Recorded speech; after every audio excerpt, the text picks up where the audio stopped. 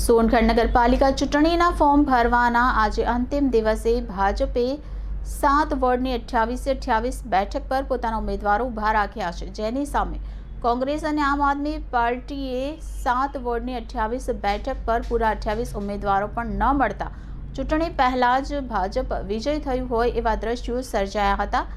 જુઓ ચૂંટણી પર આ અહેવાલ। આજ સુધીના ઇતિહાસમાં સોનગઢ નગરપાલિકાની ચૂંટણી પહેલીવાર ખૂબ જ નીરસ બની રહેશે એવા સંજોગો સર્જાયા હતા, જેમાં આવનાર 16 ફેબ્રુઆરીના રોજ સોનગઢ નગરપાલિકાના કુલ 7 વોર્ડમાં 28 બેઠકો માટેની યોજાનાર ચૂંટણી માટે આજે ઉમેદવારી ફોર્મ ભરવાનો છેલ્લો દિવસ હતો, જેમાં ભારતીય જનતા પાર્ટી 28 બેઠક પર પોતાના ઉમેદવાર ઊભા રાખ્યા, જેની સામે કોંગ્રેસના આમ આદમી પાર્ટી ચૂંટણી પહેલા જંગ હારી ગયા હોય તેમ 28ની 28 બેઠક પર ઉમેદવાર પણ નહીં શોધી શક્યા હતા। ઇતિહાસમાં પહેલીવાર રાષ્ટ્રીય પક્ષ કહેવાતા કોંગ્રેસ પાર્ટીને સોનગઢ નગરપાલિકામાં લડવા માટે 28 ઉમેદવાર પણ ન મળી શકતાની પહેલા તેની શર્મનાક હાર સ્વીકારી લીધી હોય તેવી લોક ચર્ચાએ જોર પકડ્યું હતું, જેમાં વોર્ડ નંબર 5માં તો કોંગ્રેસમાંથી માત્ર 3 જ ઉમેદવાર ઊભા રાખી શકી હતી। ત્યારે એક મજબૂત વિપક્ષની ભૂમિકા પણ આ કોંગ્રેસ પાર્ટી કેવી રીતે નિભાવી શકશે તે અંગે પણ સવાલ ઊભા થઈ રહ્યા છે। ત્યારે સોનગઢની પ્રજા ભાજપના વિકાસથી ખુશ થઈ 28 બેઠક જીતવાનું ભાજપનું સપનું પૂરું કરશે કે પછી ભાજપની શામ દામ દંડ ભેદની નીતિ વિરુદ્ધ જઈ એને સત્તામાંથી બેદખલ કરશે તે આવનાર દિવસોમાં જોવું રહ્યું। અને નગરમાં તો એવી ચર્ચાએ જોર પકડ્યું છે કે કોંગ્રેસ પોતે જ પાછલા બારને setting.com કરીને ભાજપને જીતાડવા ચોકઠા તૈયાર કરી રહી છે, કારણ કે જે બોર્ડમાં આ વખતે ભાજપને જીતવું અઘરું પડી શકે છે તેમ હતું, તેવા વોર્ડ નંબર 5માં બધી તૈયારી છતાં કોંગ્રેસના મજબૂત નેતાના પુત્રએ ફોર્મ ન ભર્યું। અત્યાર સુધી જે ફોર્મ ભરાયા છે એમાંથી પણ આમ આદમી પાર્ટી અને કોંગ્રેસના ઘણા ઉમેદવારો માત્ર પૈસા લઈ ફોર્મ પાછું ખેંચી લેશે એટલે ફોર્મ ભર્યું છે, પણ એવા લોકોએ યાદ રાખવું જોઈએ કે આ પબ્લિક છે, આ બધું જોઈ રહી છે। જો ઉમેદવારી ફોર્મ પાછું ખેંચી લીધું તો રાજકીય અને સામાજિક ક્ષેત્રે તમારી 2 કોડીની પણ ઇજ્જત નહીં રહે, એ પણ આવી તક સાધુ લોકોએ યાદ રાખવું જોઈએ। બાકી તો મતદાનના દિવસે પબ્લિક પોતાનો પાવર બતાવશે જ। Reporter Bindeshwari Shah, city gold news, Tapi. Ward number 2માં ભારતીય જનતા પાર્ટીના ઉમેદવાર તરીકે તમારી પસંદગી થઈ છે, ત્યારે તમે શું કહેશો? વોર્ડ નંબર 2ની અંદર મારી તથા મારી સાથે રણછોડભાઈ ગામિત, કમલાબેન પવાર, સંગીતાબેન પાટીલ એમની પસંદગી થઈ છે।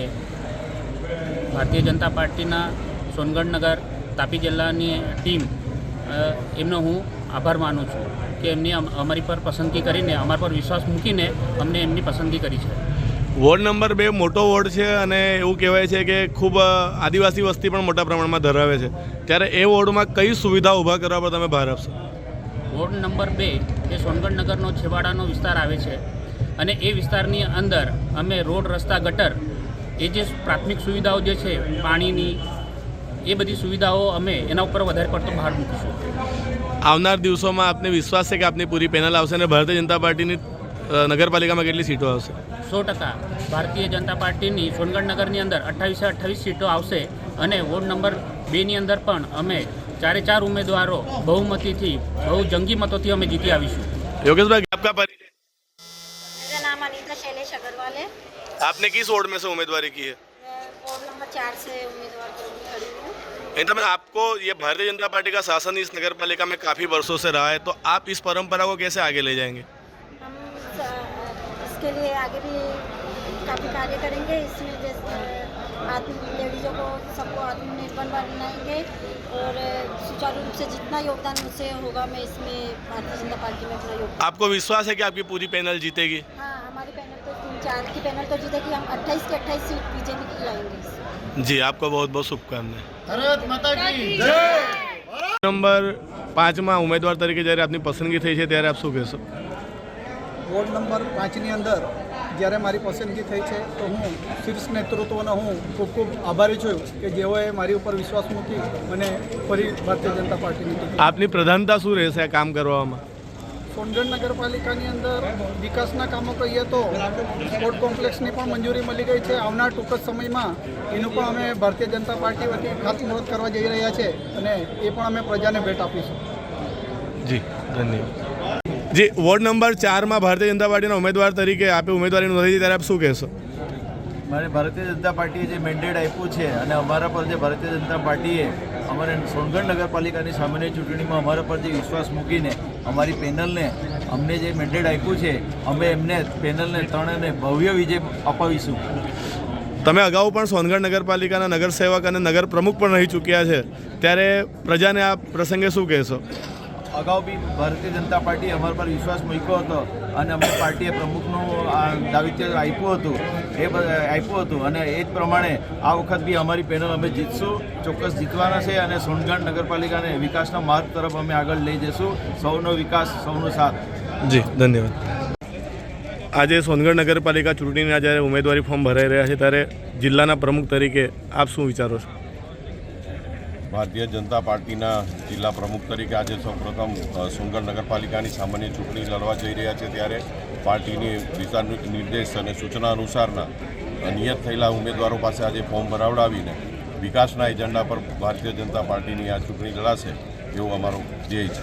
અગાઉ આપના નેતૃત્વમાં 21માંથી 21 બેઠકો સોનગઢ નગરપાલિકાની આવી હતી અને અત્યારે આપ જિલ્લાના પ્રમુખ છો, ત્યારે આપના પ્રયત્ન શું રહેશે? ગઈ વખતે જ્યારે 21માંથી 21 સીટ આવી હતી ત્યારે પણ નગરજનોનો ખૂબ અમને પ્રેમ મળ્યો છે.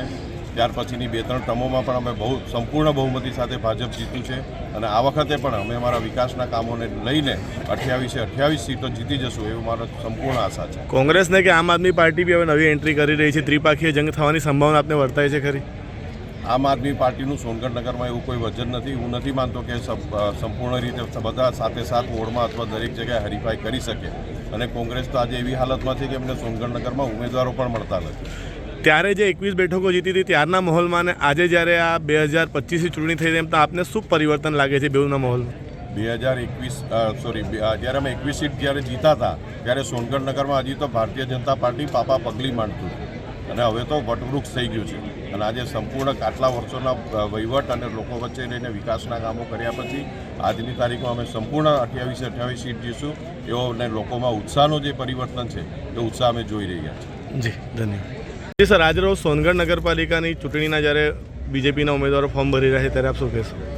આજે સોનગઢ નગરપાલિકાની આગામી દિવસોમાં જે ચૂંટણી છે એના સંદર્ભે ભારતીય જનતા પાર્ટીના તમામ ઉમેદવારોના અત્યારે ફોર્મ ભરવાની પ્રક્રિયા ચાલુ છે અને આ વખતે અમે લોકોએ નક્કી કર્યું છે કે 28માંથી 28 ભારતીય જનતા પાર્ટીની સીટો અમે જીતીને લાવીશું અને ખાસ કરીને અમે જ્યારે મતદારો વચ્ચે જઈશું ત્યારે અમારી ભારતીય જનતા પાર્ટીની કેન્દ્ર સરકાર, ગુજરાત સરકાર, ભારતીય જનતા પાર્ટી અને નગરપાલિકામાં જેટલા પણ વિકાસના કામો થશે એ સંદર્ભે આગામી દિવસોમાં અમે સૌથી વધારે લીડ અને અત્યાર સુધી જેટલા મત મળ્યા છે એના કરતાં સૌથી વધારે લીડથી અમે આ વખતે જીતવાની કોશિશ કરી. સર, આના આગળ જ્યારે ચૂંટણી થઈ ત્યારે પણ આપ ભાજપના જિલ્લાના પ્રમુખ હતા અને આ વખતે આપ જ્યારે ધારાસભ્ય તરીકે છો ત્યારે સાહેબ આપને ગયા વખતેના માહોલમાં અને આ વખતેના માહોલમાં શું લાગી રહ્યું છે? જ્યારે છેલ્લું ઇલેક્શન હતું એ સમયે પણ ભારતીય જનતા પાર્ટીના ઉમેદવારો વિજેતા થયા હતા, પણ જે અત્યારે અમારી છેલ્લા 7 વર્ષની કેન્દ્ર સરકાર, રાજ્ય સરકારની જે કામગીરી છે એને ધ્યાનમાં રાખીને આ વખતે અમે 28માંથી 28 સીટો. જી સર, ધન્યવાદ.